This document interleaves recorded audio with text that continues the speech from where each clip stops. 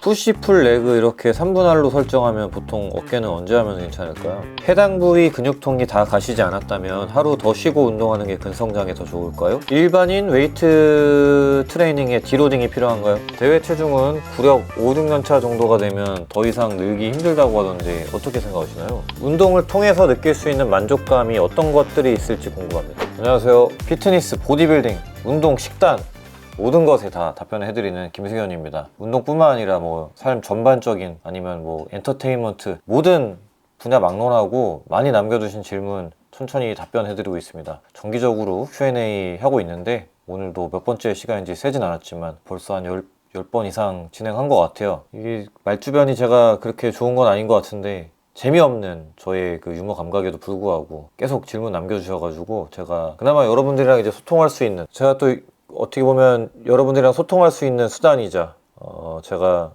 혼자 지내면서 말을 잘 못하다 보니까 이렇게 말 쏟아낼 수 있는 기회인데, 오늘도 한번 어떤 질문들이 있고 그리고 어떤 답을 해드릴지 한번 쭉 한번 보겠습니다. 승모근 타겟 로우 운동 시에 코어를 잡아야 한다고 한다고 들었는데 단순히 움직여 봤을 땐 코어를 안 잡고 당겨야 더 강하게 수축하는 느낌이 드는데 뭐가 맞는 건지 알려주세요. 요거는 전제가 코어를 잡아야만 승모근이 타겟이 되고 운동이 된다 라고 전제를 깔면 안 됩니다. 그렇게 안 해도 운동이 될 수 있습니다. 근데 뭐 코어를 잡거나 뭐 호흡을 하거나 이런 식으로 했을 때 더 잘 되는 것 뿐이지, 그렇게 안 했을 때는 운동이 아예 안 된다는 아니에요. 좀 더 안정적으로 몸통을 만들었을 때 내가 원하는 부위에 운동을 할 수 있다, 이렇게 전제를 해야겠죠. 그리고 질문 주신 분이 코어를 잡는다 이렇게 표현을 하셨는데, 과연 그 코어 잡는 그 메커니즘이 어떤 거냐, 이것도 알아야 될 것 같은 게, 예를 들어서 호흡을 흡기에서 그냥 크게 들이마시는 방법으로 잡는지, 아니면 내쉬어가지고 복직근이랑 외복사근 이런 데를 뭐 단단하게 조이듯이 잡는지, 이게 다 사람마다 다르더라고요. 똑같이 코어에 텐션을 줬다 이렇게 얘기하는데 누구는 저렇게, 누구는 이렇게, 다 달라.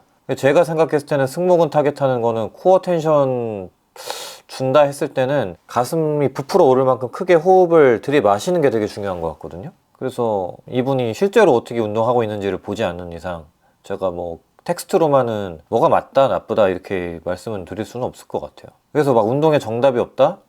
이런 말이 흔히 나오는 거는 텍스트로만 봤을 때 우리가 오해하고 있는 게 많아서인 것 같아요. 자, 똑같은 용어를 두고 이 사람은 이거를 이 용어로 설명하고 이 사람은 전혀 다른 거를 똑같은 용어로 설명을 해. 그래서 좀 다르게 오해가 발생을 하는 경우가 좀 많은 것 같아요. 그래서 제가 볼 때는 막 정답이 없다, 막 갑론을박 이렇게 많은 이유 중에 하나가 그거고, 그렇게 안 되기 위해서는 용어부터 우리나라에서 좀 잘 정립이 돼야 될 것 같은데, 이게 미국에서 특히 영어를 그대로 번역해서 가져와서 이게 운동 용어나 과학적인 연구에 사용을 하다 보니까 좀 오해가 발생하는 경우가 좀 있는 것 같습니다. 대표적인 게 로우백이죠. 로우백은 허리잖아요. 근데 로우백을 어떤 사람들은 하부 광배 이렇게 표현을 오해를 해서 운동을 하더라고. 그런 거. 네. 그래서 용어부터 확실하게 정립이 잘 됐으면 좋겠습니다 라는 뭐 그냥 개인적인 생각입니다. 요즘 러닝이 인기인데 러닝과 보디빌딩 둘을 동시에 일반인 기준 상급자로 가는 건 어려운 일이라 생각하시나요? 사실 좀 상극이긴 해요. 근데 상극이지만 또 못할 거는 당연히 없고요. 근데 내가 러닝이란 분야를 잘 몰라. 저도 뭐 어릴 때, 정말 어릴 때 육상부 활동하긴 했지만 그냥 어릴 때 초등학교 때 했던 거고 뭐 전문적이라고 볼 수도 없었던 수준이었어가지고, 러닝 상급자는 뭐가 기준이에요? 저는 모르겠네. 뭐 마라톤 뛰어가지고 뭐 몇 분 안에 들어오고 막 이러면 상급자인가? 그럼 보디빌딩 상급자라고 하면은 프로라고 해야 될 거 아니에요? 그러면 내가 아는 IFBB 프로들 중에서는 러닝을 하는 사람이 없긴 해요. 그렇게 봤을 때 그냥 개인적인 의견 빼고 그냥 현실만 봤을 때 어려운 거 아닌가? 라는 생각이 드네요. 또 반대로 마라톤 나가고 러닝하고 이런 쉬운 분 중에 IFBB 프로 없잖아요. 프로에 준하는 사람도 못 본 것 같은데. 보디빌더, 상급자 보디빌더? 표현이 좀 웃긴데 아무튼 그렇습니다. 근데 둘 다 하는 거는 저는 개인적으로는 추천은 해요. 건강해질 것 같아요. 되게. 가슴 모양이 안 예쁜 사람들은 어떻게 해야 되나요? 살짝 U 모양의 유두부터 배까지의 밑가슴 길이가 기른 것 같아요. 글쎄요, 저도 굳이 따지자면 그런 것 같은데 문제 없다고 느끼고 있습니다. 그냥 엄청 좋아지면 몸이 커지거나 막 이렇고 몸을 예쁘게 만드는 거는 타고난 거보다도 타고난 거에서 어떻게 이제 만들어 가느냐가 이제 결정을 하다 보니까 가슴에 시선이 안 가게 다른 부위도 많이 열심히 잘 밸런스 맞춰서 운동해 주시고, 그리고 특히나 U자 모양이면 가슴이 오히려 작으면 더 이상해요. 가슴이 엄청 커지면 U고 뭐고 신경도 안 쓰입니다. 가슴 발달을 많이 시켜보세요. 그리고 복근이 좋아지면 됩니다. 가슴 모양이 좀 안 이쁜데 복근도 없거나 모양이 안 이쁘고 이러면 더 시선도 많이 가고 안 좋아 보이더라고요. 근데 복근이 엄청 발달하고 예쁘게 생기면 가슴이고 뭐고 신경 안 쓰입니다. 복근을 운동 열심히 하고 해보는 거 어떨까요? 저도 아까 말씀드렸다시피 굳이 따지자면 이제 말씀하신 거에 속하는데, 복근이랑 어깨가 좋으니까 시선이 가슴보다도 그 다른 쪽으로 많이 가는 것 같습니다. 안녕하십니까. 다름이 아니라 오른쪽 팔꿈치 안쪽이 운동 초창기 때 잠깐 아프다가 1년 전쯤 아파서 병원에서 주사와 체외 충격파 치료와 함께 운동을 쉬며 통증이 사라져 다시 운동하다 한 달 전쯤부터 양치질 하거나 가만히 있어도 통증이 느껴져 다시 병원에 가니 과사용으로 인한 근육 염증이라고 합니다. 현재 주사와 약 복용하며 운동 쉬는 중이고 호전 중인데, 혹시 김승현 선수도 팔꿈치 관련 통증을 느껴본 적 있는지, 평소 운동 자세에 대한 고찰과 공부 아닌 공부를 많이 해서 운동 자세가 좋은 편이라 느끼는데 해결법이 궁금합니다. 의학적 질문은 지양하라셨지만 자꾸만 국소적으로 반복되는 통증에 답답해서 질문드립니다. 이런 질문에는 저는 항상 말씀드리지만 제가 말씀드릴 만한 내용이 아니에요. 근데 그냥 딱 질문 주신 것 중에서 딱 뽑아서 저는 어땠는지만 말씀드리면, 저도 팔꿈치가 아파 본 적이 있는데 저는 이런 스트레칭 하고 나아졌어요. 손목 이렇게, 그리고 여기가 이렇게 쭉 늘어나게 되거든요. 이렇게 여기도 바닥에다 대고서, 바닥이라고 칠게, 여기 바닥에다 대고 이렇게 스트레칭을 하면 돼요. 그러면 좀 팔꿈치가 편해지던데요, 저는. 근데 그 똑같은 통증인지는 나도 모르니까. 그리고 또 얼마 전에는 조금 갑자기 왜 아파? 아무런 전조 증상이나 트리거가 없이 갑자기 트리거가 있었네. 참, 원판 이렇게 수업하다가 이렇게 꽂다가 갑자기 아픈 거예요. 그래서 뭐야 이거 왜 아프지? 너무 아프더라고요. 근데 유진이가 이제 물리테니스 선생님이 알려줬던 삼두 스트레칭 운동이 있어가지고 그거 좀 하니까 싹 났던데, 또 삼두를 그냥 쭉 늘려준 스트레칭 이자 운동, 그걸 했는데 팔꿈치가 그냥 싹 났습니다. 그래서 제가 생각했을 땐 삼두랑 뭐 이런 데가 뻣뻣해지고 이러면서 팔꿈치 통증이 좀 많이 나타나는 듯 해요, 저의 경우에는요. 그래서 그냥 그거 스트레칭이 좀 되면 바로 호전이 되고, 운동에 좀 지장이 될 만큼 통증을 가진 적은 거의 없다시피 해서 한 번 있었는데, 그때 말씀드렸듯이 그냥 그 자리에서 스트레칭 하니까 어라? 뭐야 괜찮잖아. 형님 계셨었죠, 촬영할 때.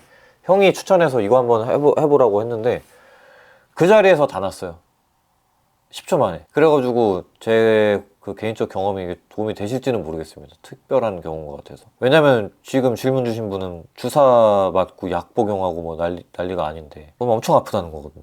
양치질 하거나 가만히 있어도 통증이 있을 정도면 심각한 건데. 그래서 그냥 제 말이 아니라 병원에서 의사 선생님 말을 들으셔야 되는 게 맞죠. 왜냐면 제가 의사 선생님들 말 듣지 마세요, 아무것도 몰라, 이럴 순 없잖아요. 그죠?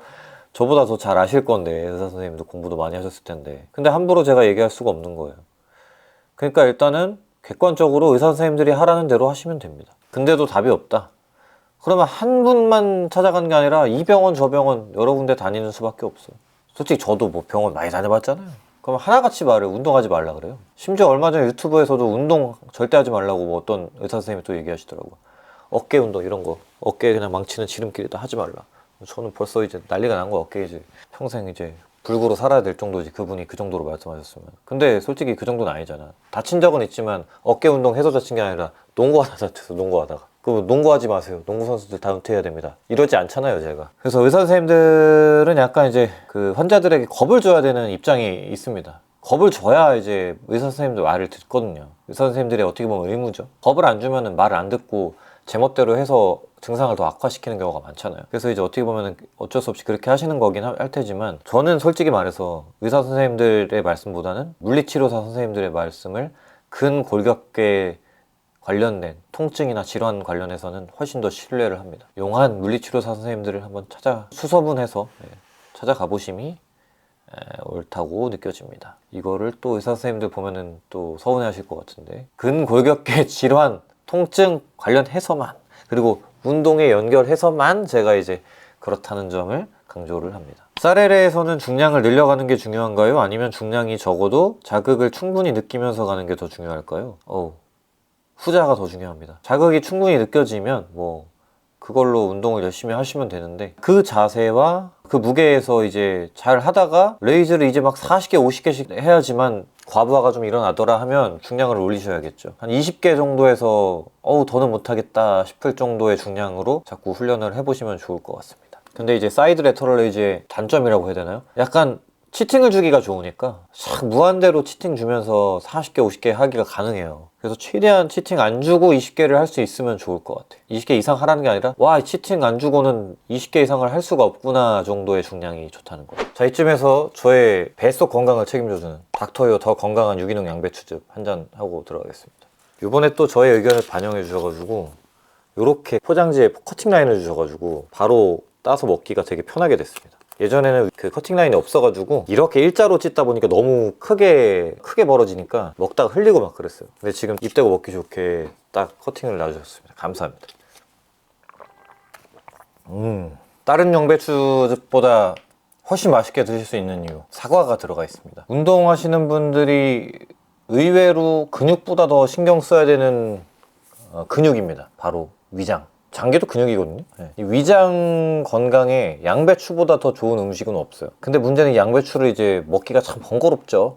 내가 이 위 건강을 위해서 먹어야 되는 권장 양배추가 거의 한 통 이상인데 한 포기를 먹자니 이게 참 번거롭잖아요. 아직도 안 드셔봤던 분들은 위장 건강을 위해서 튼튼한 위장을 통해서 더 건강하고 튼튼한 근육을 만들기 위해 양배추즙 한번 드셔보시면 어떨까요? 저는 아주 강력 추천합니다. 저는 이제 6개월 가까이 지금 먹고 있죠? 아주 만족하고 있습니다. 틈만 나면 제가 위장이 안 좋으니까 트림 나오고 그 위통 맨날 달고 살고 이랬는데 최근에 몇 달 동안은 거짓말처럼 싹 나왔네요. 물론 이제 항상 조심하고 있습니다. 이거 먹는다고 뭐 만병통치가 된 건 아니니까 먹으면서 다른 또 이제 위장을 튼튼하게 하기 위한, 또 보호하기 위한 노력이 또 필요하겠죠. 술 드시지 마시고 매운 거, 짠 거 너무 드시지 마시고, 그리고 또 양배추까지 먹다 보면 여러분들 또 건강한 위장을 갖게 되시고 피부도 좋아지시고 운동도 잘 되고 근육도 잘 성장할 것입니다. 근데 확실히 피부가 좋아진 것 같다. 생각해보니까 피부가 태닝도 많이 하고 이래가지고 늙었는데 그거와 별개로 트러블이 안 나요. 최근에 피부 트러블이 거의 안 난 것 같아. 예전에 몇 년 전만 해도 막 조금만 면도 잘못하거나 아니면은 마스크 좀만 잘못 쓰면 여기 막 트러블이 났었는데 최근 1년 동안은 트러블이 거의 안 났네. 자, 아무튼 다시 넘어가세요. 안녕하세요. 계란볶음밥 잘 먹고 있습니다. 피라미드 세트법 할 때 횟수를 어떻게 진행하는 게 좋을까요? 예를 들어서 방법 1. 40kg 10개, 60kg 10개, 80kg 10개. 방법 2. 40kg 15개, 60kg 12개, 80kg 10개. 애초에 이게 피라미드 세트를 하실 때 방법 1처럼 되나요? 방법 1처럼 될 수가 없지 않아요? 방법 1은 워밍업이죠. 80kg로 10개 할 수 있는 분이 40kg나 60kg 10개 동일한 개수를 한다면 운동이 되지 않고 그냥 워밍업 수준일 겁니다. 그러니까 이분은 3세트를 운동하신 게 아니라 한 세트 운동하신 거예요. 반대로 방법 2는 40kg, 60kg, 80kg 각각 좀 힘들게 운동을 하셨기 때문에 뭐 3세트 운동했다고 볼 수 있겠죠. 단점은 방법 1의 경우에는 80kg로 10개를 하는데 그렇게 어려움을 느끼지 않을 수 있어요. 12개도 할 수도 있는데 어쩌면. 근데 방법 2의 경우에는 80kg 10개를 못할 가능성이 좀 있죠. 왜냐면 40kg도 힘들게 하고 60kg도 힘들게 했기 때문에 80kg에서 퍼포먼스가 떨어질 수 있죠. 그래서 둘 다 좋은 방법이 아니다, 제 생각에는. 그럼 어떻게 해야 되느냐? 방법 1처럼 동일한 개수를 하되 40kg, 60kg는 5개에서 6개 정도만 간단하게 수행을 합니다. 그리고 80kg 10개가 이제 워킹 세트라고 봤을 때 한 세트가 아닌 2에서 3세트, 4세트 이렇게 수행을 마저 합니다. 그리고 앞서서 40kg, 60kg는 세트에 포함시키지 않습니다. 그냥 운동, 준비 운동, 웜업, 그죠? 이렇게 하시는 게 제가 추천하는 방법입니다. 그러면 피라미드 세트법이 아닌데요? 네, 피라미드 세트법을 저는 추천하지 않습니다. 네, 죄송합니다. 네. 근데 저는 꼭 하고 싶어요. 그러면 방법 2가 맞죠. 일반인 웨이트 트레이닝에 디로딩이 필요한가요? 필요할 수도 있고 안 할 수도 있는 게, 진짜 엄청 힘들고 열심히 하신다면 좀 필요할 수도 있는데 적정 수준으로 하신다면 필요 없습니다. 즉 아, 나는 좀 쉬어야 될 것 같아. 너무 힘들어. 라고 생각이 들 만큼 하고 계시다면 디로딩이 필요하고, 딱히 뭐 즐길 거 다 즐기고, 운동은 그냥 내 삶의 일부에서도 일부라서 피로감을 운동으로 인해서 만들어 본 적이 없다 하시면 디로딩은 전혀 필요 없습니다. 해당 부위 근육통이 다 가시지 않았다면 하루 더 쉬고 운동하는 게 근성장에 더 좋을까요? 3분할, 즉 가슴, 어깨, 등, 하체, 휴식 이렇게 루틴을 진행하고 있는데 한 부위 운동하고 나면 다음 부위가 돌아올 때까지 96시간이 걸리는데 근육통이 아주 약간 남아있어서 이게 다 낫고 하는 게 근성장에 좋은지 그대로 밀어붙이는 게 더 좋은지 고민입니다. 저는 다 낫고 운동하는 편이에요. 근육통이 좀 약간 남아있으면 퍼포먼스에 좀 악영향이 좀 있긴 하죠. 근데 아주 약간이면은 문제는 없어요. 보통 이틀 쉬면 조금 부족하죠. 근데 지금 말씀하신 거 정도로 하나, 둘. 이 정도 쉬면 근육통 거의 다 남아있지 않을 것 같은데? 충분할 것 같은데? 그래서 일단은 제 생각에 지금 잘 쉬고 계시기 때문에 더 쉬세요는 틀린 답변 같고 안 쉬고 그냥 계속 진행을 해보세요. 그러면 이제 역치가 좀 올라가서 좀 적응이 돼서 다 회복이 되는 수준이 될 것 같습니다. 그런데도 불구하고 계속 근육통이 달고 산다. 그러면 볼륨을 좀 낮춰보세요. 한두 세트 덜 해보는 거지. 그러면 또 적절해질 겁니다. 그럼 운동을 덜 하게 되는 거 아닌가요? 아니 그런 더 줄인 볼륨만큼 더 강도 있게 밀도 있게 운동해 보시면 될 거예요. 중량도 아마 더 잘 늘어나실 겁니다. 그렇게 더 줄였을 때 12회 반복 정도가 근성장에 가장 유리한 횟수라면 보디빌더들이 비시즌에 중량을 크게 치는 이유가 무엇인가요? 아, 좋은 질문. 그거는 중량을 높여서 다시 조금 더 무거운 무게, 옛날보다 조금 더 무거운 무게로 근성장에 가장 유리한 개수를 반복하기 위함입니다. 즉 내가 100kg로 12개 하던 사람이 120kg로 12개를 하기 위해서는 140kg로 훈련을 해야 됩니다. 이해되셨죠? 어깨 운동 질문입니다. 오버헤드 프레스 할 때 허리 통증이 심합니다. 덤벨로도 해봤는데 덤벨은 그렇게 심하지 않았습니다. 또 고중량을 때리는 것도 아니고 10회 정도 하는 중량인데 항상 발을 사용하는 서서 하는 프레스는 허리가 아픕니다. 오버헤드 프레스를 버려야 할까요?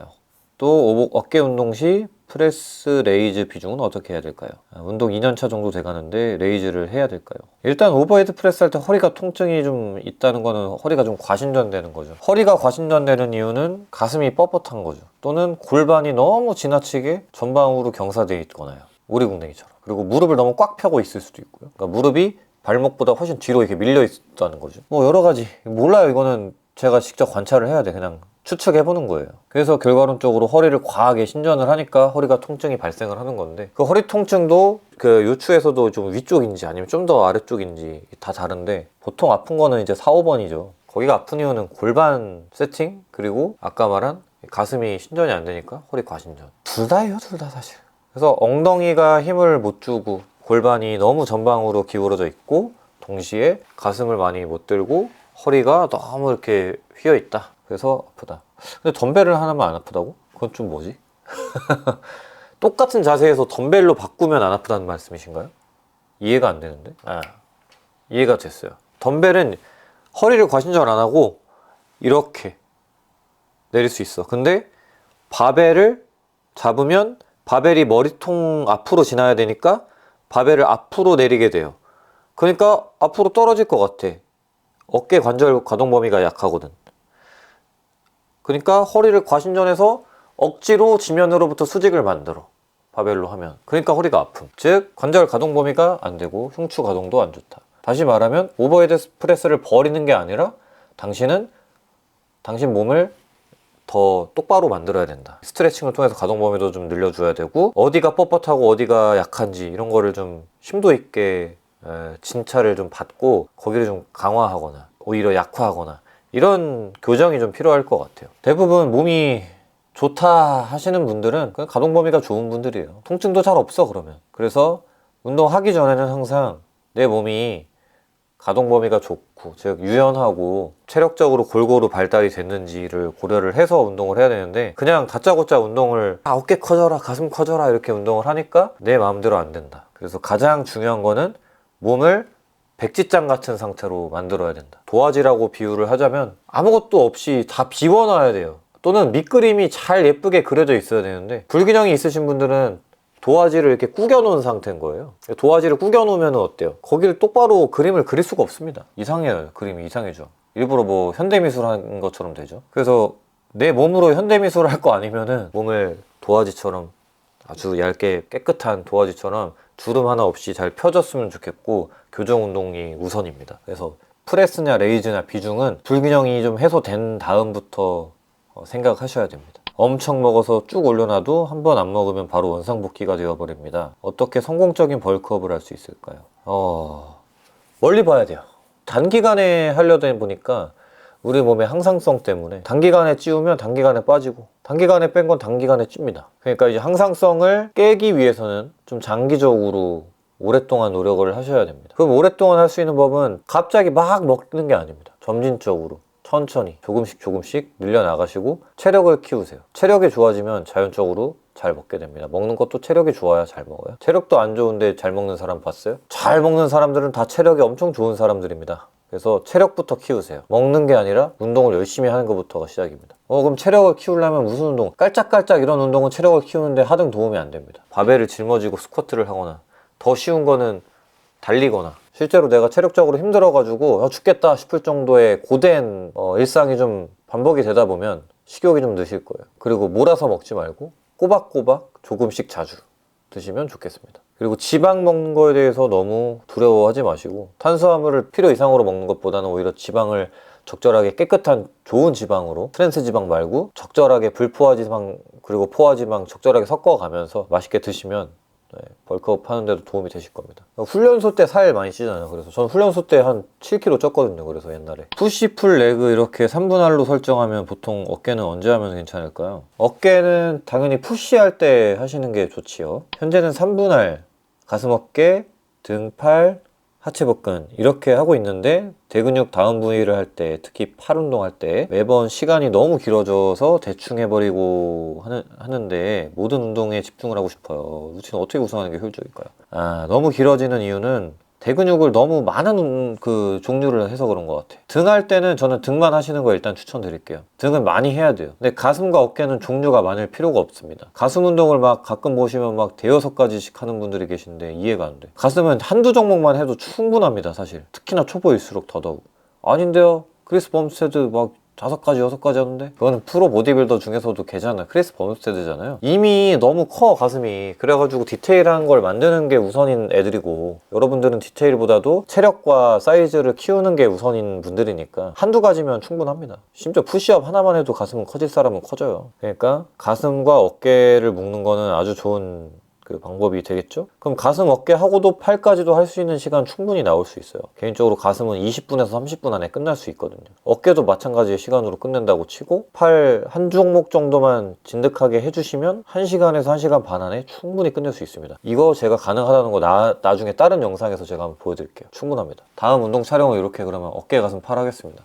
저번에 했네 참. 팔을 안 했나? 그리고 어쨌든 등은 딱 등만 여유 있으면 하체까지 하셔도 돼요. 근데 데드리프트를 등 할 때 하면 하체가 저절로 되니까 저는 그렇게 하는 게 좋다고 보고 그리고 하체 하실 때 이제 앞다리 위주로 가고 가슴 어깨 했어. 그리고 뭐 등, 팔 이게 사실 국민 분할이긴 한데 운동 시간이 좀 길어질 수밖에 없는 분할이거든요. 그래서 운동 시간이 너무 길어지는 게 싫으면 제가 말씀드린 대로 하시는 게 좋을 것 같아요. 가슴 어깨 팔을 하시고 참 충분히 할 수 있습니다. 어깨는 그냥 간단하게 한두 종목만 하면 되니까 가슴도 마찬가지. 등은 좀 많이 하셔야 되는데 데드리프트를 꼭 하셔가지고 하체 뒷면도 써줘요. 그 다음날 어깨랑 팔을 한번 또 하세요. 더 가슴 어깨 하는 날 어깨 밀기를 안 했을 거기 때문에 어깨 밀기를 가고 레이즈도 좀 해주시고 그리고 팔, 삼두, 이두 다 하는 거예요. 시간 얼마 안 걸립니다. 그리고 그 다음날 앞다리 위주로 하체 이제 해주시고 당연히 복근까지 해주시면 더 좋지. 복근은 사실은 매일 해도 좋은데 시간이 애매하니까 하체 하는 날 복근 하는 게 좋겠다. 그렇게 하고 계속 이제 돌아가면 됩니다. 그럼 뒷다리가 조금 아쉬워. 그러면 그 다음 하체 할 때 뒷다리 위주로 가시면 됩니다. 앞다리만 조지는 게 아니라 계속 로테이션. 그렇게 해주시면은 충분히 밸런스 있게 만들어 가실 수가 있을 거예요. 그리고 요게 바로 제가 옛날에 말했던 2분할 같은 4분할, 4분할 같은 2분할 방법이죠. 거기에 내가 좀 더 집중하고 싶은 부위를 좀 더 껴넣어 주시면서 커스텀을 해 나가는 게 묘미라고 했죠. 한번 그렇게 해보십시오. 장기간 비행을 주로 뭐 하면서 보내시나요? 미국 이동이 잦은 편인데 10시간이 넘는 비행은 타도 적응이 안 되네요. 돈 많이 벌어가지고 비즈니스를 타던가 해야지 너무 힘들어요. 저도 미국 2번밖에 안 가봤지만 그 2번 중에서도 한 번은 시애틀이라 조금 가까워서 그나마 견딜만 했는데 10시간. 근데 저기 동부는 와, 씨, 워싱턴 가는데 저는 너무 힘들었습니다. 15시간이 넘죠. 오는데 더 길고. 그래서, 야, 이거 자주 가신다니까 대단하십니다. 저보다 좀 더 자주 가셨기 때문에 뭐 하시나요, 피디님은? 잠 안 자고 풀로 영화 봐요. 아, 풀로 영화를 때리신다고. 저도 영화 한 3편은 보는 것 같긴 하네요. 왜냐면 시차 적응해야 되니까 아, 풀로 본 다음 가서 자요. 풀로 영화를 시청하고 그냥 가자마자 시차 적응 위해서 그냥 바로 취침을 하시는. 이게 저는 2번밖에 안 가긴 했지만 한 번은 진짜 좀 괴로웠긴 했었어요. 근데 그냥 영화 보고 자고 스팀덱 하고 막 이러다 보니까 그냥 얼추 도착하는데 시간이 지나서 빨리 갔다고 생각이 드나. 그때는 시간 진짜 안 가긴 했다. 책은 못 봐요. 왜냐면 어두워서. 저 책 보려고 책을 2권이나 가져갔는데 어두워가지고 안 보여. 그 불 켜자니 다른 사람들한테 민폐고 해가지고 책은 절대 가져가지 마십시오. 이북으로 가져가셔야 됩니다. 차라리. 아이패드를 제가 지금은 팔았는데 아이패드 있을 때는 이제 그 넷플릭스가 저장이 돼요. 온라인 연결 없이 볼 수 있게 최대 몇 메가까지 저장이 됐던 걸로 기억을 하는데 그렇게 이제 저장해서 그때 당시에 제가 스파이 패밀리 반 시즌 정도 본 것 같아요. 가면서. 그래서 내가 너무 보고 싶은 영상들을 쟁여뒀다가 그냥 무지성으로 보면서 가는 게 최고 좋은 것 같습니다. 나이도 어려서 게임도 오래 못하겠어요. 게임도 체력이 좋아야 진짜 많이 해. 스팀덱 가져갔는데 한 30분 하고 아우 힘들어. 꺼. 그러고 좀 뭐 자는 척 하다가 다시 좀 깨서 영화 보다가 어우 힘들어. 영화 한 편 다 보고 이제 힘들어. 화장실 갔다 왔다가 물 좀 마시고 다시 스팀덱 켜서 한 30분 하다 어우 힘들어 자. 뭐 이런 걸 반복하다 보면 이제 도착하기 있더라고요. 그래서 이제 비즈니스 타는 게 최고죠. 일단 안 하고 파워빌딩 위주로 운동하는 건강한 돼지인데 다이어트 해보려고 합니다. 식단은 고독한 볶음밥이랑 랭킹닷컴으로 2400칼로리로 시작해서 최종 1800칼로리까지 차차 줄여보려고 계획을 잡았는데 적게 먹고 운동은 파워빌딩 형식으로 하면 많이 지칠까요? 승현님 다이어트 할 때 운동 강도를 어떻게 가져오시는지 궁금해요. 파워빌딩 하시는 분들한테 제가 이제 걱정스럽게 말씀드리는 게 항상 다이어트 용도의 운동은 아닌 것 같다. 운동량이 좀 적어요. 강도는 세게 느껴지는데 운동량이 적다 보니까 추가적으로 유산소를 막 이렇게 하거나 뭐 하거나 이렇게 하지 않으면은 다이어트를 잘 못하게 돼. 물론 유산소 운동에 의존하는 건 안 좋은 거고 보디빌딩 대회는 유산소 운동으로 하는 게 아니긴 해요. 근데 확실히 파워빌딩 베이스의 친구들이 다이어트를 좀 컨디셔닝을 잘 못하는 경우를 많이 봐서인지 몰라도 일반인이지만 즐기려면서 하는 거긴 하지만 저는 파워빌딩을 그렇게 추천하지를 않아요. 다이어트 할 때는 볼륨을 좀 많이 하시는 게 여러모로 나아요. 그래서 운동 강도가 중요한 게 아니에요. 다이어트 할 때는 운동량이 중요해요. 알겠죠? 요즘 어떤 노래 즐겨 들으십니까? 3개월 전 질문이긴 한데 이때 당시는 제가 기억이 안 나고 지금은 이때 아파트 들었던 것 같은데 아닌가? 지금은 저 뭐 윙의 도파민 이거 진짜 거의 맨날 듣고 있고요. 그리고 제니의 앨범이 어제 나왔거든요. 너무 좋더라고 제니. 블랙핑크 4명 그 개인 솔로 앨범이 다 나왔어요. 그래서 블링크로서 저는 되게 즐거운 나날을 보내고 있습니다. 어쨌든 블랙핑크 멤버 중에 4명 중에 사실 앨범 퀄리티를 보면 먼저 나와서인지는 몰라도 더 많이 들어서 그런가? 로제가 제일 어쨌든 성공한 것 같죠? 빌보드에도 6위였나? 4위로 이제 꽤 오래 머물렀고 국제적으로도 엄청 신드롬에 가깝게 이제 굉장히 성공한 노래로 자리 잡았죠, 아파트가. 근데 이제 아파트에 가려져 있는 앨범에 명곡들이 많은데 저는 로제 앨범 중에서 드링크 오 커피라는 노래가 있습니다. 그게 제일 많이 들었어요. 그거랑 넘버원 걸. 제일 로제한테 잘 어울리는 그런 노래가 아닐까. 그리고 요새 또 즐겨 듣는 노래는 또 뭐 GD가 참 또 컴백을 해서 또 난리가 났잖아요. 투배 너무 난리 났죠. 그래서 그것도 이제 즐겨 듣고 있고. 그리고 이게 어쨌든 작년 요맘때는 요 질문 3개월 전이라서 이때 당시는 제가 링킨파크의 엠티니스 머신이라는 노래를 제일 많이 들었습니다. 링킨파크 원래 이제 체스터 베닝턴이라는 보컬이 좀 이제 사망을 하고 작년에 새로운 여자 보컬이 이제 합류를 해서 새로 태어났는데 이 여자 보컬이 이제 장난이 아닙니다. 에밀리라는 저보다 1살인가 2살 위인데 에밀리 누나 진짜 장난 아니더라고. 샤우팅이 체스터의 그거랑은 또 다르긴 하지만 또 다른 이제 사가의 시작이 되는 것 같아. 그래서 이 엠티니스 머신 너무 잘 들었고 거의 제 작년에 이제 유튜브 뮤직으로 리캡을 해주거든요. 제일 많이 들은 노래가 뭐고 뭐 이런 거 분석해서 보여주는데 엠티니스 머신을 제일 많이 들었다고 뜨더라고. 그래서 샤워할 때 계속 무한반복 시켜놓고 막 그랬었어요. 신이 납니다. 아주 운동할 때 들으면 딱이야. 그래서 저는 이제 락을 어릴 때도 좋아했고 나이 들어서도 계속 좋아하게 되더라고요. 우리나라 락이 좀 너무 죽어가지고 우리나라뿐만 아니라 전 세계적으로 락이 조금 죽었죠. 그게 좀 아쉽습니다. 락의 시대가 다시 올까요? DJ 중에 K391이라고 있습니다. EDM 앨런 워커 같은 느낌이에요. 그래서 아시는 분들은 아실 겁니다. K391 노래를 좀 많이 들었던 것 같아요. 운동할 때 이제 아무래도 음악을 들으니까 그건 EDM 위주로 듣는 것 같아요. 오로라라는 노래가 있는데 보컬이 몽환적이어서 좋더라고. 앨런 워커 당연히 많이 듣고, 그리고 뭐 저는 사실 장르를 안 가려요.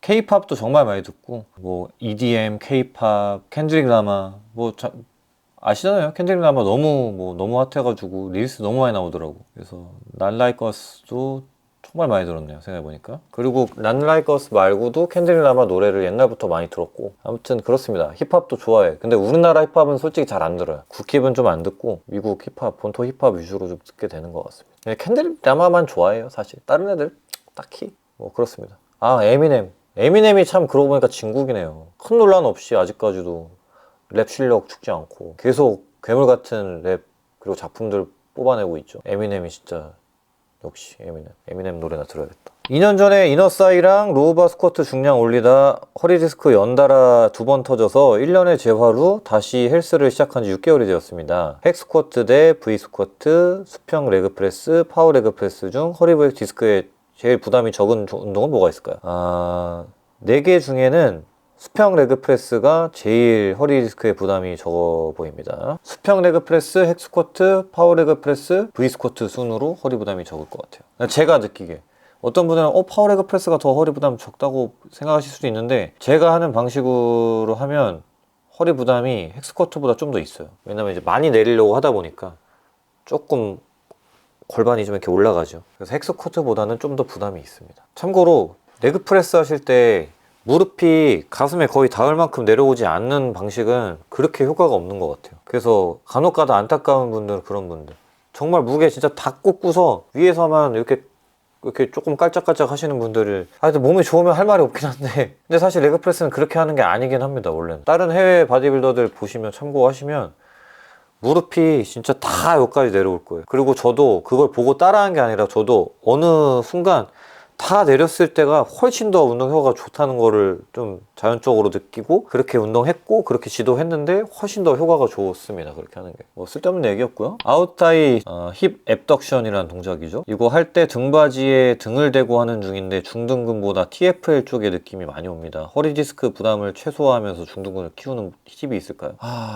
힙 앱덕션,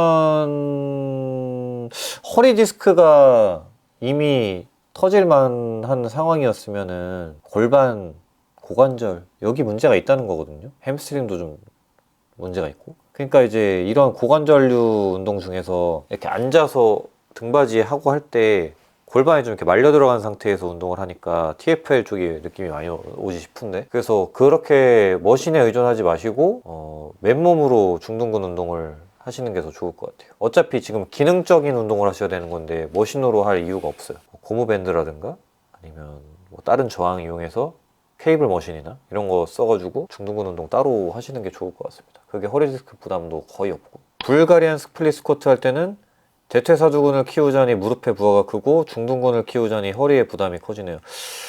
불가리안 스플릿 스쿼트가 중둔근 운동인가요? 네. 뭐 어쨌든 허리의 부담이 커진대요. 그래서 무게중심을 앞에 두지만 가동 범위를 줄여서 깔짝거리면서 운동을 하고 있어요. 혹시 그 이외에 다른 방법이 있다면 허리 디스크와 무릎 부담이 적은 불가리안 스플릿 스쿼트 꿀팁 알려주세요. 그냥 이분은 전체적으로 자세가 다 안 좋으신가 봐요. 불가리안 스플릿 스쿼트는 허리 부담이 거의 없는 운동 중에 하나인데 그게 이제 허리의 부담이 좀 커진다. 그리고 무릎 부하가 크다. 호호. 네.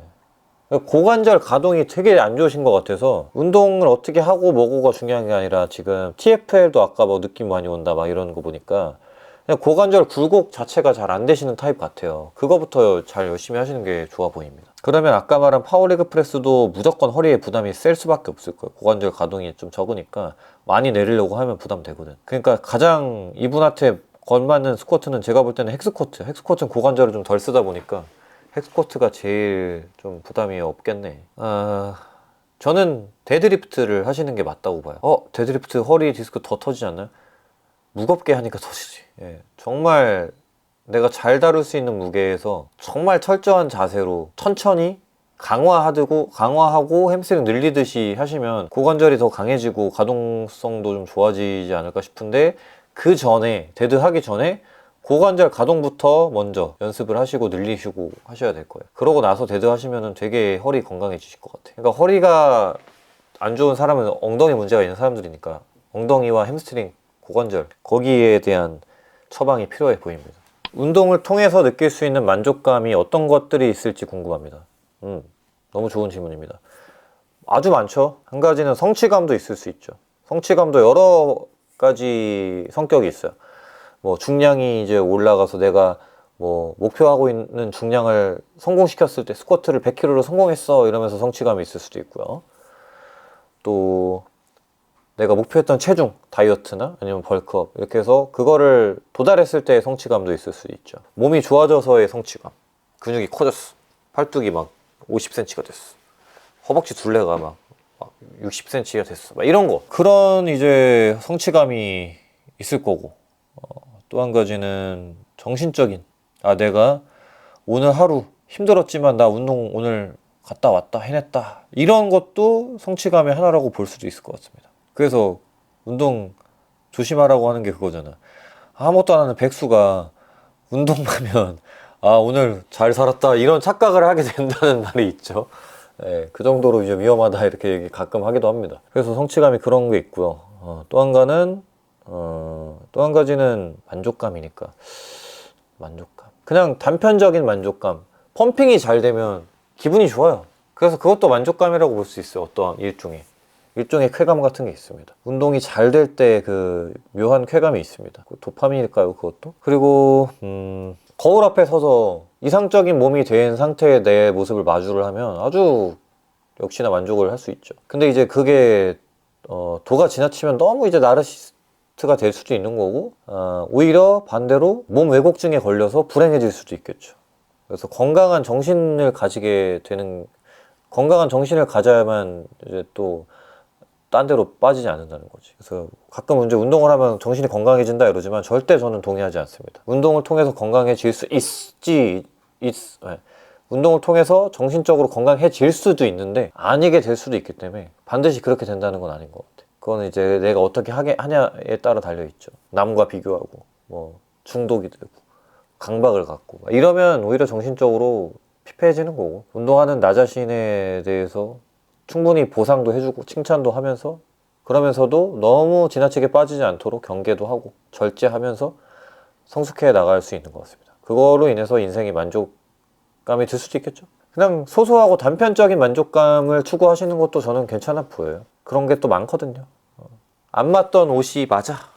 얼마나 만족스럽고 기분이 좋습니까? 그런 거부터 해서 뭐 하다 보니까 뭐 대회를 나가게 됐는데 대회에서 내가 1등을 했네. 이것도 엄청 성취감과 만족감이 또 대단합니다. 프로가 됐네. 또 엄청 좋을 수도 있겠죠. 그런 것들. 그리고 또 한 가지 또 많은 분들이 잊고 잊을 수도 있는 게, 운동 열심히 하고 나서 식사를 할 때 얼마나 만족스러운지 모릅니다. 제일 맛있는 밥이 되죠. 그리고 다이어트를 또 열심히 하다가 다이어트가 끝나고 먹는 맛있는 그 식사. 이것도 얼마나 행복한지 몰라요. 그래서 운동 자체가 어떻게 보면 고통스러운 행위인데, 행복과 만족은 살짝 불만과 불행이 한번 거쳐가야 더 극대화되는 것 같아요. 그래서 소소하게 느낄 수 있는 단편적인 만족감들을 누리면서 운동을 해나가시면 좋을 것 같습니다. 거창할 거 없습니다. 또 뭐 많지는 않지만 그런 것도 있을 수 있겠죠. 운동 열심히 했더니 배우자의 몸매와 외모가 아니면 외모라고 하면 좀 그렇고, 운동 열심히 했더니 또 여자친구가 생겼네, 남자친구가 생겼네, 이럴 수도 있겠죠. 거기에서 또 이제 만족을 할 수도 있겠죠. 만족을 시킬 수도 있죠, 참. 또 그래서 운동 열심히 하십시오, 여러분. 귀찮지만 반드시 해야 할 일이 있을 때 그것을 행동에 옮기기 위해 어떻게 하시나요? 직업을 바꾸기 위해서 시험 공부를 해야 하지만 퇴근 후에 피곤해서 하기가 쉽지 않네요. 이거 쉽지 않죠, 참. 사실 저도 제일 고민하고 있는 게, 저도 요새 되게 나태해진 것 같아요. 귀찮은 게 많아졌어요. 옛날에는 의뢰 잘 하던 것들도 요새는 좀 귀찮아서, 피디님도 잘 아시겠지만 요리도 잘 해먹고 되게 부지런하게 막 다 해먹고 막 이랬었는데, 요새 요리도 귀찮으니까 배달 시켜 먹고 그냥 전자레인지 땡 돌려 먹고 되게 나태해진 것 같아요. 어느 순간 딱 깨달았어요, 그거. 그래서 이제 행동으로 옮겨지려면 급박해져야 돼요. 사람이 발등에 불똥이 떨어지면은 아주 날아다닙니다. 그래서 발등에 불똥을 한번 떨어뜨려 보세요, 스스로. 직업을 바꾸기 위해서 시험 공부를 해야 돼. 그러면 지금 직장을 다니고 있는 거잖아. 직장을 때려쳐 보세요. 그러면 하게 됩니다. 굶어 죽을 수는 없으니까. 너무 좀 극단적일 수도 있겠지만요. 아니면 그거에 준하는 마음가짐을 갖는 수밖에 없겠죠. 그런 상황에 처했다고 스스로 생각을 하는 거예요. 어쩔 수 없이 귀찮음이 발생을 한다면 그게 가장 좋은 처방인 것 같습니다. 수현님 안녕하세요. 운동 4, 5년차 직장인입니다. 몸을 좀 사용하는 직업이다 보니까 피로도 관리를 위해서 주 4일 운동을 하고 있는데 수현님이 생각하시는 나만의 운동 일수를 고르는 팁이 있을까요? 추가적으로 유산소를 가볍게 20분 정도 하면 같은 시간을 자도 다음날 덜 피곤하다 느껴지는데 제 경험상 유산소가 피로도 관리에 근거가 있다고 생각하시는지 궁금합니다. 오호. 사실 제가 유산소를 이렇게 즐겨하는 타입이 아니다 보니까 비슷한 그 경험을 한 적은 없는데 체력이 좋아지면 그리고 심혈관계 심폐지구력 포함해 심폐지구력도 체력이죠. 심폐지구력이 좋아지고 심혈관계 그 건강이 좋아지고 그러면서 이제 대사가 좋아지고 그러면서 이제 컨디션이 좋아지고 이렇게 연관이 될 수 있다고 봅니다. 그리고 이제 피곤하다고 느끼는 건 결국에는 이제 그 호르몬의 영향도 적지 않다고 보는데 역시나 이제 유산소 운동을 통해서 호르몬이 좀 촉진이 된다면 그러면 또 피곤함을 좀 덜 느끼게 될 수도 있다 이 생각이 드네요. 그리고 나만의 운동 일수 고르는 팁이라면 주 4일 운동하고 있다. 그러니까 팁이랄까요? 팁은 없어요. 그냥 그래 이것도 팁이지. 그냥 해보고 나서 실제로 느끼는 대로 가는 게 제일 좋은 것 같습니다. 주 4일도 해보고 5일도 해보고 6일도 해보고 다 해보고 나서 난 이게 맞다 싶은 방법이 몸에 익을 거예요. 그대로 가시는 게 맞습니다. 새벽 알바로 아침 7시에 자서 오후 3시에 깨는데 근성장과 큰 연관이 있을까요? 질문을 일반화시키자면 수면 황금 시간대 11시부터 3시까지 앉았을 때 운동 컨디션, 근성장에 유의미한 차이가 있을까요? 이런 질문입니다. 제가 이거 비슷한 내용의 그 영상을 본 적이 있는데 똑같은 시간과 똑같은 질의 그 수면을 하더라도 10시, 11시부터 5시 이렇게 황금타임 적어주신 것처럼 그때 자는 사람들이 그렇지 않고 막 3시에 자서 막 10시에 일어나고 이런 사람들보다 훨씬 더 건강했대요. 반대로 얘기하면 그 황금 시간대에 자지 않고 동일한 시간을 자는 사람들은 건강과 조금 멀어졌다. 동일한 시간을 자는데도 불구하고. 옛날에는 상관없다 이런 의견이 좀 있었는데 요새는 또 아닌 것이. 황금 시간대에는 수면을 반드시 취하는 게 좋다는 거지. 그러면은 지구 반대편 사람들은 뭐냐라는 생각 드시죠? 그 시간 자체가 중요한 게 아니라 저는 해 뜨고 지는 거가 되게 중요한 것 같아요. 결국에는 우리가 사람은 동물은 햇볕을 받고 해가 숨고 이러면서 생체 시계가 돌아가게 돼 있어요. 근데 이제 수면 황금 시간대가 왜 정해진 거냐면 딱 그 해 지고 뜨고 그것 때문에 정해진 거니까 거기에 맞춰서 수면을 반드시 하시는 게 중요하고 이게 컨디션과 근성장에 유의미한 차이가 저는 반드시 있다고 봅니다. 왜냐면 근성장은 결국에는 몸의 컨디션 따라가는 거거든. 재테크도 하시는지 궁금합니다. 최근에 제가 시작했습니다. 재테크라고 해야 되나 이것도? 사실 전 진짜 재테크에 1도 그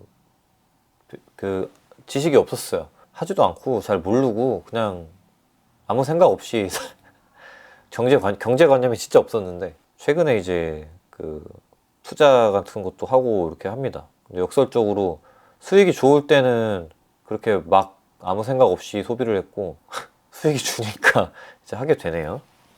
그래서 좀 아쉬워요. 그래서 비트코인 같은 거 말이 많죠. 비트코인이 뭐 투기다, 도박이다 막 이런 말도 있고 저도 도박이고 잘 개념도 몰라서 저거 뭔데 비트코인 저거 붙잡고 있지? 이렇게 생각했었는데 조금 이제 알아보니까 투자할 가치가 좀 있겠다 이 생각이 들어가지고 적금 넣듯이 그냥 조금씩 비트코인으로 이제 환전을 하고 있습니다. 큰 돈을 넣으면 크게 잃을 수도 있기 때문에 그냥 적금이라 생각하고 우상향한다 이런 믿음으로.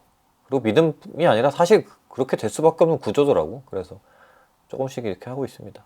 어깨를 차은우 얼굴과 맞교환하실 의향이 있으십니까? 당장요. 2개 주면 키까지 가질 수 있나? 차은우는 키도 크고 참 얼굴도 잘생기고 비율도 좋고 몸매도 이제 운동해가지고 좋더라고. 차은우가 나보다 어깨 더 좋아질지도 모르잖아요. 당장 바꾸지. 은우야, 운동은 적당히 하거라. 많이 하지 마라. 대회 체중은 구력 5, 6년 차 정도가 되면 더 이상 늘기 힘들다고 하던데 어떻게 생각하시나요? 저는 그래요. 저는 사실 그 정도 되니까 많이 늘진 않더라고. 딱 정확하게 그 저번에 이제 말씀드렸던 제대로 있잖아. 예. 보디빌딩을 시작한 그 제대로 룰로 5, 6년 차 되니까 안 늘더라고. 지금 이제 잘 안 늘어요. 이번에 헬창TV에서 션님 도와주시면서 버섯과 섬유질에 대해 언급하신 게 있던데 보통 버섯은 어떤 버섯을 어떻게 조리해서 드시는지 궁금해서 여쭤봅니다. 저는 느타리 버섯을 좋아해서 느타리 버섯을 그냥 볶아서 먹었습니다. 다른 야채들과 함께. 그리고 팽이버섯도 좋습니다. 팽이버섯은 이런 국물 요리에도 잘 어울리죠. 볶아 먹을 수도 있고 뭐 가끔 이제 국물이 좀 땡기면 탕처럼 해가지고 곰탕처럼 닭곰탕처럼 이렇게 해가지고 팽이버섯도 넣고 뭐 이렇게 맛있게 먹었고 아예 이제 버섯 그 전골 마냥 다 때려 먹고 뭐 표고버섯, 느타리, 팽이 골고루 넣어가지고 먹은 적도 있습니다. 버섯 특성상 너무 바싹 익히지 않아도 되기 때문에 그렇게 약간 뭐 데쳐 먹는 식으로 먹을 수도 있고 너무 데치면 안 됩니다. 적당히 익혀야 돼요. 너무 바싹 태울 만큼 또는 바싹 익힐 필요는 없죠 사실. 그냥 적당히 그렇게 드시면 될 것 같습니다. 나이 드니까 버섯이 맛있더라고. 어릴 때는 버섯이 진짜 싫었는데 맛이 식감도 싫고 나이 드니까 버섯 맛있어요. 지난 영상 중에 오목가슴 형태가 있다고 이야기를 들었습니다. 저도 25년차 오목가슴러로서 체형을 개선하고 빈가슴을 채우기 위해 노력하는데 오목가슴 개선에 가장 큰 도움을 받으신 종목 추천드립니다. 없어요. 오목가슴을 개선할 수 있는 운동 없어요. 오목가슴은 수술해야 됩니다. 어릴 때부터 저도 그것 때문에 이제 신경 써서 운동했던 건데 절대 개선 안 돼요. 빈가슴 채워지지 않습니다. 수술해야 됩니다. 이거는 구조적인 이유이기 때문에 뼈 때문에 된 거기 때문에 없는 그 부위에서 근육이 자라나지를 않아요.